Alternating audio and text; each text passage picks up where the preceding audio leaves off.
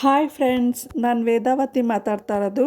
Welcome back to my channel. ಇವತ್ತಿನ ವಿಡಿಯೋದಲ್ಲಿ ಗಿಣ್ ಮಾಡೋದು ಹೇಗೆ ಅನ್ನೋದನ್ನ ನಾನು ತಿಳಿಸ್ಕೊಡ್ತಾ ಇದ್ದೀನಿ. ಮೊದಲಿಗೆ ನಾನು 1 ಲೀಟರ್ ಗಿಣ್ ಹಾಲನ್ನು ತಗೊಂಡು ಕುದಿಯಕ್ಕೆ ಇಡ್ತಾ ಇದ್ದೀನಿ.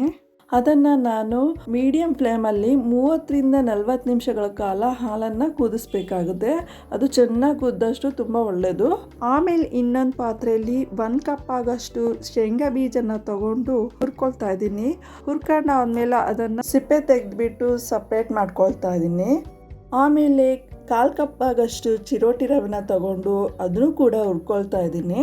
ಅದನ್ನು ಸ್ವಲ್ಪ ಲೈಟಾಗಿ ಹುರ್ಕೊಂಡ್ರೆ ಸಾಕು. ಆಮೇಲೆ 2 ಕಪ್ ಆಗಷ್ಟು ಬೆಲ್ಲನ ತಗೊಂಡು ಸ್ವಲ್ಪ ನೀರು ಹಾಕಿ ಕುದಿಯಕ್ಕೆ ಇಡ್ತಾ ಇದ್ದೀನಿ. ಯಾಕೆಂದರೆ ಬೆಲ್ಲದಲ್ಲಿ ಸ್ವಲ್ಪ ಕಸ ಇದ್ದೇ ಇರುತ್ತೆ, ಹಾಗಾಗಿ ಮೊದಲೇ ಬೆಲ್ಲನ ಕುದಿಸ್ಕೊಳ್ತಾ ಇದ್ದೀನಿ. ಇಲ್ಲಿ ಬೆಲ್ಲನ ಕರಸ್ಕೊಂಡ್ರೆ ಸಾಕು, ಬೆಲ್ಲನ ಪಾಕ ಮಾಡ್ಕೊಳ್ಳೋ ಅವಶ್ಯಕತೆ ಇಲ್ಲ. ಅದನ್ನು ಜಾಲರಿಲಿ ಸೋಸ್ಕೊಳ್ತಾ ಇದ್ದೀನಿ. ಸೋಸ್ಕೊಂಡಾದ್ಮೇಲೆ ಅದನ್ನು ಕುದಿತಾ ಇರುವಂತಹ ಹಾಲಿಗೆ ಹಾಕ್ಬಿಟ್ಟು ಮಿಕ್ಸ್ ಮಾಡ್ತಾ ಇದ್ದೀನಿ. ಯಾರೆಲ್ಲ ಈ ವಿಡಿಯೋನ ನೋಡ್ತಾ ಇದ್ದೀರೋ ನನಗೆ ಸಪೋರ್ಟ್ ಮಾಡ್ತಾಯಿರಿ. ಸಬ್ಸ್ಕ್ರೈಬ್ ಆಗಿಲ್ಲ ಅಂದರೆ ದಯವಿಟ್ಟು ಸಬ್ಸ್ಕ್ರೈಬ್ ಮಾಡ್ಕೊಳ್ಳಿ. ನಿಮ್ಮ ಫ್ರೆಂಡ್ಸಿಗೆಲ್ಲ ಶೇರ್ ಮಾಡಿ, ಲೈಕ್ ಮಾಡಿ.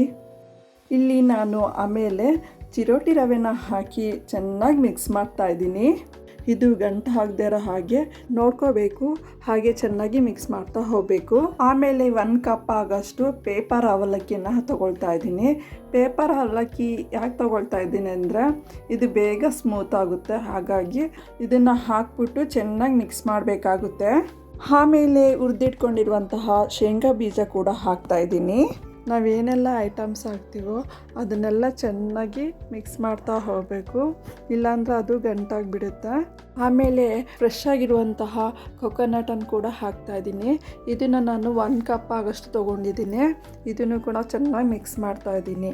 ಆಮೇಲೆ ಇಲ್ಲಿ ಹುರ್ಗಡ್ಲೆನ ಪೌಡ್ರ್ ಮಾಡಿಕೊಂಡು ಅದನ್ನು ಕೂಡ 1 ಕಪ್ ಆಗಷ್ಟು ಹಾಕ್ತಾ ಇದ್ದೀನಿ. ಅದನ್ನು ಕೂಡ ಚೆನ್ನಾಗಿ ಮಿಕ್ಸ್ ಮಾಡ್ಕೊಳ್ತಾ ಇದ್ದೀನಿ.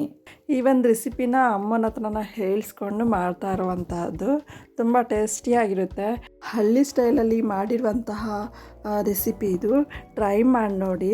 ಆಮೇಲೆ ಇಲ್ಲಿ ನಾನು ಏಲಕ್ಕಿ ಪುಡಿನ ಹಾಕ್ತಾ ಇದ್ದೀನಿ. ಆಮೇಲೆ 2 ಸ್ಪೂನ್ ಆಗಷ್ಟು ಕೊಬ್ಬರಿನ ಹಾಕಿ ಮಿಕ್ಸ್ ಮಾಡ್ತಾ ಇದ್ದೀನಿ. ಈ ಸ್ವೀಟು ಮಕ್ಕಳಿಗೆ ತುಂಬ ಇಷ್ಟ, ದೊಡ್ಡವ್ರಿಗೂ ಕೂಡ ಇಷ್ಟ. ಇದರಲ್ಲಿ ನಾನು ಬೆಲ್ಲ ಹಾಕಿ ಮಾಡಿರುವಂತಹದ್ದು ಹೆಲ್ತಿ ರೆಸಿಪಿ ಕೂಡ. ಇಲ್ಲಿ ಶುಗರ್ ಹಾಕ್ತೇನೆ ಮಾಡಿರುವಂತಹ ಒಂದು ರೆಸಿಪಿ. ತುಂಬ ಸಿಂಪಲ್ ಆಗಿದೆ, ಆರಾಮಾಗಿ ಮಾಡ್ಕೋಬೋದು. ನೋಡಿದ್ರಲ್ಲ ಫ್ರೆಂಡ್ಸ್, ಈ ಒಂದು ರೆಸಿಪಿ ನಿಮಗೆ ಇಷ್ಟ ಆಗಿದ್ದಲ್ಲಿ ಪ್ಲೀಸ್ ಸಬ್ಸ್ಕ್ರೈಬ್ ಮಾಡಿ, ನಿಮ್ಮ ಫ್ರೆಂಡ್ಸಿಗೆ ಶೇರ್ ಮಾಡಿ, ಲೈಕ್ ಮಾಡಿ, ಹೀಗೆ ಸಪೋರ್ಟ್ ಮಾಡ್ತಾ ಇರಿ. ಮತ್ತಷ್ಟು ವಿಡಿಯೋಗಳ ಜೊತೆ ಮತ್ತೆ ನಾನು ಸಿಗ್ತೀನಿ.